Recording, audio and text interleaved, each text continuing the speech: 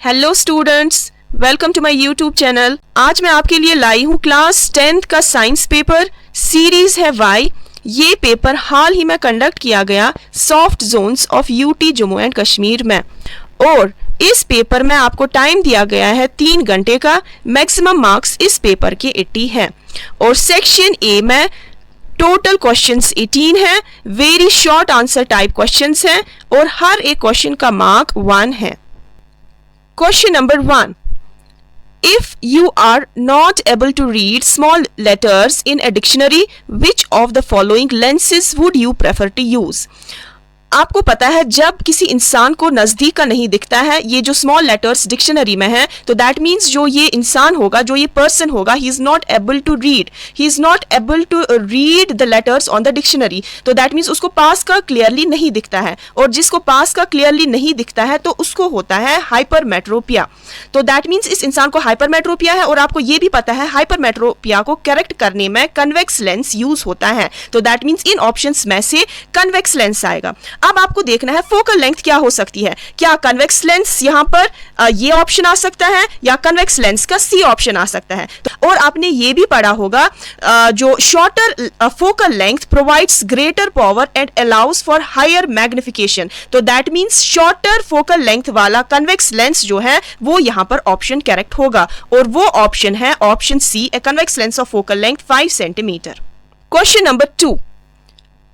Which of the following statement is correct regarding the propagation of light of different colors of white light in air?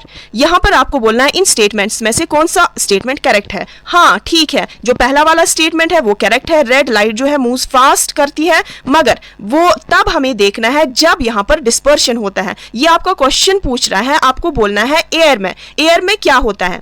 Air में जब white light move करती है, उसमें जो सारे colours होते हैं वो मूव करती है विद द सेम स्पीड। तो that means option D is correct.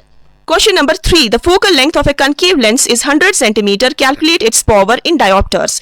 तो यहाँ पर इस क्वेश्चन में आपको दिया गया है कनकेव लेंस की फोकल लेंथ 100 सेंटीमीटर है। तो आपको पता होगी जो कनकेव लेंस होता है उसकी जो फोकल लेंथ होती है वो माइंस में होती है। तो दैट मीन्स यहाँ की जो फोकल लेंथ है वो है माइंस 100 सेंटीमीटर। तो मेरे हिसाब से जो ये क्वेश्चन है ये गलत दिया गया है, क्योंकि अगर यहाँ पर कन्वेक्स लेंस होता तब ये ऑप्शंस में से कोई ऑप्शन पॉजिटिव में आता, मगर चूंकि यहाँ पर कनकेव लेंस है तो आपको यहाँ पर पहले क्या करना है, आपको पता है पावर बराबर है 1/f के, but f should be in metres. तो दैट मीन्स आपको 100 सेंटीमीटर कन्वर्ट करना है मीटर्स में। तो 100 सेंटीमीटर बराबर होता है 1 मीटर के। तो फोकल लेंथ की जगह आपको लिखना है -1 मीटर, और ऊपर अपना 1 है। तो यहाँ पर आंसर आएगा 1 डायोप्टर, मगर किस में? माइंस में। ऐसा कोई ऑप्शन इनमें से है ही नहीं। तो अगर ये कन्वेक्स होता तब आता आपका ऑप्शन 1, मगर ये कनकेव है तो आएगा आपका correct option -1 dioptre. Question number 4. 3 resistors having resistances of 2 ohm, 4 ohm and 8 ohm are connected in parallel. Their equivalent resistance will be. आपको यहाँ पर पैरेलल कॉम्बिनेशन के बारे में पूछा गया है, तो आपको पता है जो इक्विवेलेंट रेजिस्टेंस एक पैरेलल कॉम्बिनेशन की होती है वो बराबर होती है सम ऑफ देयर रेसिप्रोकल्स के। तो that means 1/R1 + 1/R2 + 1/R3। तो यहाँ पर आपको वैल्यूज पुट करने हैं। 1/R1 की जगह 1/2 + 1/R2 की जगह 1/4 + 1/R3 की जगह 1/8। यहां पर एलसीएम वगैरह करके आता है आपका 7/8। तो यहां से आपका है 1/R, फिर इसका रेसिप्रोकल होगा, तो आपका करेक्ट ऑप्शन आएगा 8/7 ohm. Question number 5. To find out the direction of the deflection of a compass needle due to magnetic field of a current carrying conductor we use. यहाँ पर आपको इन ऑप्शंस में से बोलना है कौन सा ऑप्शन करेक्ट है। यहाँ पर आ सकता है एम्परर स्विमिंग रूल भी, मगर अगर मैं एनसीईआरटी की बात करूं, एनसीईआरटी की जो लाइन है वो कहती है to find the direction of magnetic field associated with current carrying conductor we use Maxwell's right hand thumb rule. तो that means option D is correct. Question number 6. Which of the following phenomena occur when a small amount of acid is added to water? In this question, the right option is option B. Question number 7.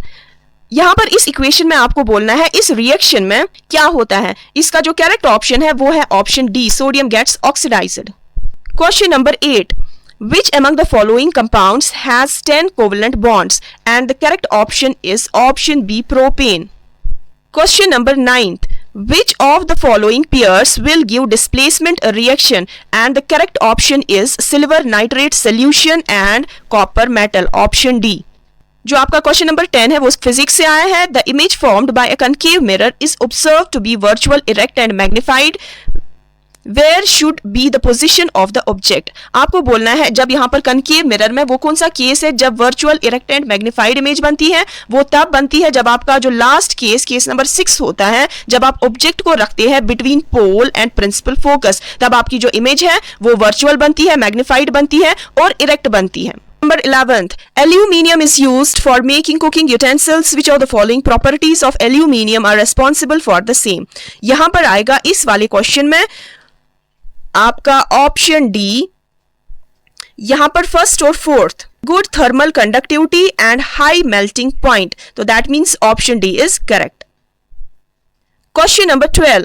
Which of the following is a correct sequence regarding sexual reproduction in a flowering plant? And the correct option is pollination, fertilization, embryo, seedling, option C. Question number 13. After fertilization, which of the following parts develop into seeds? And the correct option is ovule. 14. In natural ecosystem, decomposers include, and the correct option is option B, bacteria and fungi. Number 15. Involuntary actions in the body are controlled by, and the correct option is जो involuntary actions होते हैं जो हमारे control के under नहीं होते हैं वो कंट्रोल करते हैं medulla in hind brain. Number 16 से लेकर क्वेश्चन नंबर 18 तक 2 स्टेटमेंट्स दिए जाएंगे असर्शन और रीजन का. आपको बोलना है इन 4 ऑप्शंस में से कौन सा वाला ऑप्शन वहां पर करेक्ट है. पहला क्वेश्चन असर्शन का, when the direction of current in a current carrying straight conductor is upwards the direction of magnetic field lines is clockwise. ये वाला स्टेटमेंट जो है ये गलत है, क्योंकि जब अपवर्ड करंट होती है तब direction of magnetic field lines anti clockwise होते हैं. तो दैट मींस यहां पर जो ऑप्शन है वो मैच करता है option D, A is false, but उसी के साथ है आर इज ट्रू. यहां पर जो आर है, to find the direction of magnetic field lines we use Maxwell's right hand rule. तो ये स्टेटमेंट भी कुछ हद तक ठीक है, क्योंकि यहां पर जो लिखा है, यहां पर लाइंस लिखा है, वहां पर लिखना होना चाहिए अराउंड द कंडक्टर. तो ये ऑप्शन डी की ओर वो स्टेटमेंट यहां पर मैच करता है. इसके बाद यहां पर क्वेश्चन नंबर 17, इसका असर्शन है vagina acts as copulation canal and fertilisation canal. ये स्टेटमेंट गलत है, तो ये फर्टिलाइजेशन कैनाल नहीं एक्ट करता है.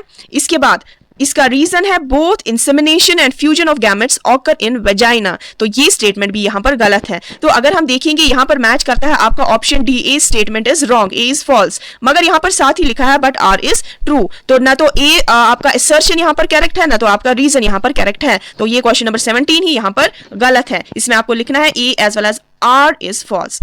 इसके बाद question number 18, decomposers are micro consumers. This statement is true, but they bring mineralization of decomposed matter. This is also true, मगर ये फर्स्ट पॉइंट को एक्सप्लेन नहीं करता है. तो इसमें ऑप्शन बी आएगा, both A and R are true, but R is not the correct explanation of A. इसके बाद आपका सेक्शन बी, जिसमें क्वेश्चन नंबर 19 से लेकर 28 तक है और हर क्वेश्चन के मार्क्स 2-2 हैं. Question number 19, right the formula of Cyclops and draw it's electron dot structure. Question number 20, right the balanced chemical equations for the following chemical reactions. आपको यहाँ पर बैलेंस्ड केमिकल इक्वेशन लिखनी है.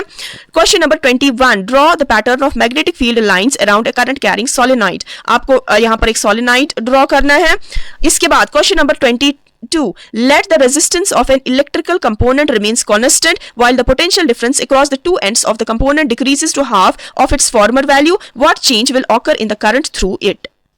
यहां पर इस क्वेश्चन में रेजिस्टेंस के बारे में पूछा गया है, पोटेंशियल डिफरेंस के बारे में बोला गया है और फिर आपको बोलना है करंट के बारे में. तो ये तीनों चीजें जो है ये आती है ओम्स लॉ में.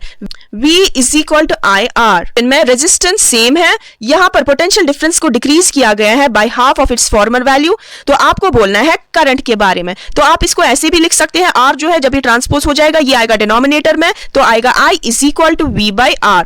तो यहां पर जो पोटेंशियल डिफरेंस है ये हाफ हुई है, तो हम इसको ऐसे लिख सकते हैं V by 2 divided by R, right. फिर जो ये V बाई 2 है इसको एज इट इज लिखेंगे डिवाइडेड बाय R. जब ये R डिवाइड से होकर ये डिवाइड की साइन मल्टीप्लाई में चेंज होगी तो R का हो जाएगा रेसिप्रोकल, ये आएगा 1 बाय R. तो हम इसको लिख सकते हैं V बाई ट्वाइस R. तो इसके बदले 2 को जब हम अलग निकालेंगे ये आएगा 1/2 इंटू वी बाई आर। अब v बाई आर के बदले आपको लिखना है I, तो यहां पर आ सकता है 1/2 करंट।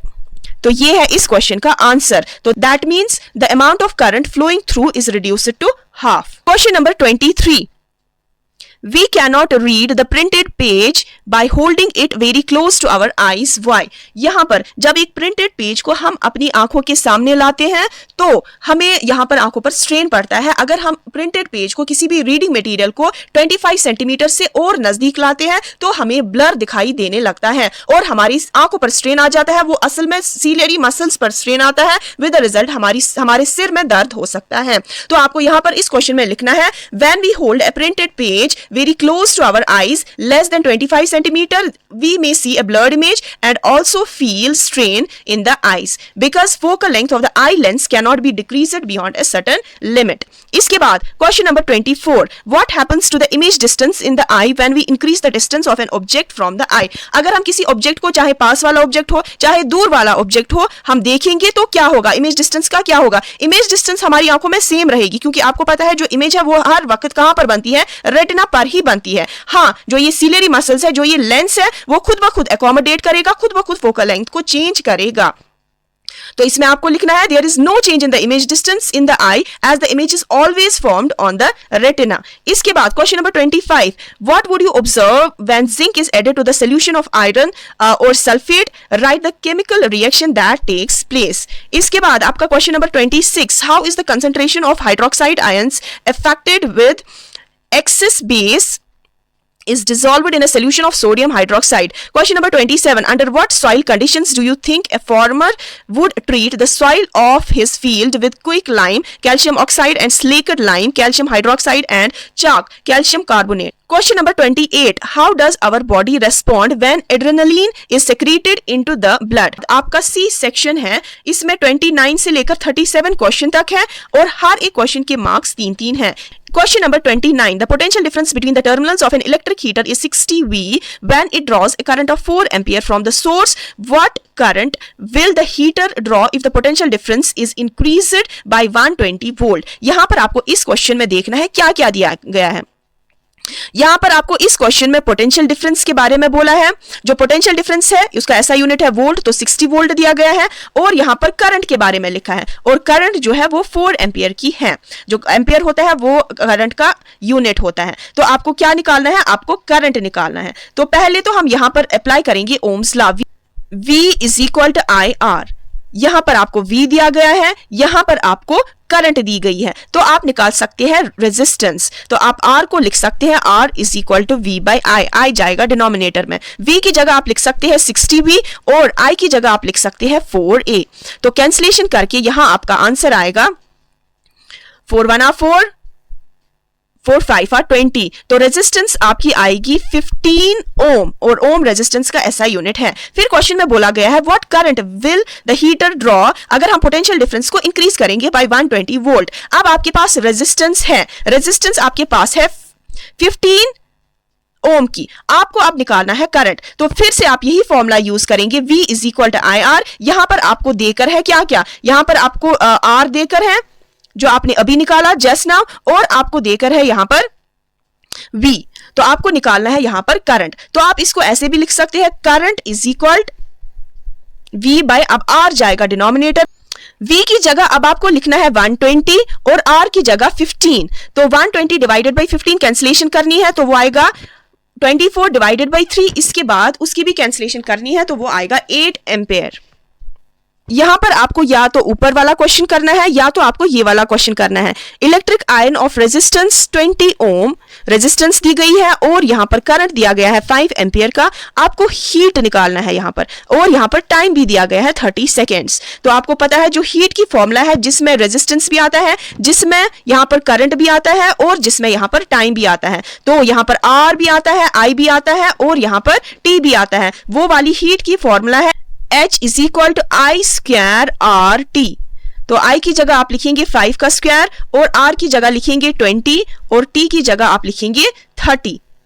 यहाँ पर आपको जो टी है वो सेकेंड्स में होना चाहिए, तो यहाँ पर 30 सेकेंड्स ही है, तो ये कैलकुलेट करके ये मल्टीप्लाई करके आता है 15,000 और इसका हीट का ऐसा यूनिट है जूल। इसके बाद question number 30, define magnetic field, list any 3 sources of magnetic field. ये सीधे सीधे जो क्वेश्चंस है वो बुक से लिए गए हैं। तो मैग्नेटिक फील्ड को आपको डिफाइन करना है, तो मैग्नेटिक फील्ड वो वाली विसिनिटी होती है जो मैग्नेट के इर्द गिर्द बनती है, और आपको 3 सोर्सेज के बारे में बोलना है मैग्नेटिक फील्ड के बारे में। तो यहाँ पर परमानेंट मैग्नेट हो सकता है एक सोर्स, दूसरा सोर्स करंट कैरिंग कंडक्टर और तीसरा सोर्स इलेक्ट्रोमैग्नेट। तो या तो आपको इलेक्ट्रोमैग्नेट को डिफाइन करना है, तो और आपको 2 डिफरेंसेस लिखनी है इलेक्ट्रोमैग्नेट और परमानेंट मैग्नेट के बारे में। इसके बाद question number 31, differentiate between combination and decomposition reaction with the help of examples, or what is a balanced chemical equation, why should chemical equations be balanced? Question number 32, differentiate between minerals and ores with the help of examples, या आपको नीचे वाला question करना है, in an electrolytic refining of a metal M, what would you take as the anode, the cathode and the electrolyte? इसके बाद आपका page number 12, उस पर क्वेश्चन नंबर 33 है, what would be the consequences of a deficiency of haemoglobin in our body. तो ये आप लिख सकते हैं, बायोलॉजी से ये क्वेश्चन आता है, या तो आपको डिफरेंशिएट करना है ऑटोट्रॉफिक और हेटेरोट्रॉफिक न्यूट्रिशन के बारे में, बिल्कुल इजी पेपर है। Question number 34, some diabetic patients are treated by giving insulin injections, why, या विच एनिमल और plant hormone is associated with the following, develop secondary sexual characters at puberty in boys, है testosterone, और second part है inhibits growth of plants, वो कौन सा hormone है जो प्लांट ग्रोथ को इनहिबिट करता है, रुकाता है, वो है abscisic acid. Third part goitre, और इसका आएगा थायरॉक्सिन। इसके बाद question number 35, chances of fertilization are more if copulation has taken place during the middle of the menstrual cycle, give reasons, or give reasons for the following, petals of flower are variously colored, second part है some plants are propagated only by vegetative method। इसके बाद question number 36, will geographical isolation be a major factor in the speciation of a self pollination plant species, why or why not, or why are traits acquired during the lifetime of an individual not inherited? Question number 37, how can you help in reducing the problem of waste disposal at local level, give any 2 methods। इसके बाद आपकी Y series का यहाँ पर internal में choice है, what are the problems caused by the non biodegradable wastes that we generate. इसके बाद सेक्शन डी है, यहाँ पर क्वेश्चन नंबर 40 है, 3 लॉन्ग टाइप क्वेश्चंस है और इनमें इंटरनल चॉइस भी दी गई है तीनों में, और हर एक क्वेश्चन का मार्क्स जो है वो 5 है। Question number 38, draw a ray diagram in each of the following cases to show the formation of image when the object is placed between center of curvature and the principal focus of a concave mirror। ये जो है ये question ये X series में भी आया था, at the focus of a concave mirror between focus and pole of a concave mirror। जब हम ऑब्जेक्ट को centre of curvature and principal focus के बीच में रखते हैं तो जो इमेज बनती है वो रियल और इन्वर्टेड बनती है, एनलार्ज्ड बनती है और बियॉन्ड सी बनती है। सेकेंड पार्ट में जब हम ऑब्जेक्ट को फोकस पर रखते हैं तब इमेज इन्फिनिटी पर बनती है, हाईली एनलार्ज्ड बनती है, ठीक है। और जब हम ऑब्जेक्ट को फोकस और पोल के बीच में रखते हैं, ये कनकेव मिरर का लास्ट केस है, केस नंबर 6 है। इसी एक केस में वर्चुअल और इरेक्ट बनती है, एनलार्ज्ड बनती है और बिहाइंड द मिरर बनती है। इसके बाद आपकी वाई सीरीज का यहाँ पर या तो आपको ये केसेस ड्रॉ करने हैं या तो आपको ये वाला क्वेश्चन करना है। An object of size 7 centimetre is placed at 25 centimetre in front of A concave mirror. यहाँ पर भी कनकेव मिरर से ही क्वेश्चन आया है। और focal length 18 centimetre. At what distance from the mirror should A screen be placed so that the sharp focused image can be obtained. Find the size and nature of the image. यहाँ पर इन papers में सीधे सीधे book से question लिए गए हैं। Question number 39, draw the structure for the following compounds. यहाँ पर इन कंपाउंड्स के आपको स्ट्रक्चर्स बनाने हैं या तो आपको इनको एक्सप्लेन करना है with examples, combustion reaction and substitution reaction. Page number 16 पर है question number 40, describe the structure and functioning of nephron. या आपको करना है describe transport for the following materials in plants, water, minerals, food. ये था आपका लास्ट क्वेश्चन इस वाई सीरीज का। तो आई होप स्टूडेंट्स आपने अपने क्वेश्चंस जो है वो टैली किए होंगे और आपके जो पेपर्स है वो अच्छे गए होंगे। Okay students, best of luck. मिलते हैं नेक्स्ट वीडियो में नेक्स्ट पेपर के साथ। Till then good bye.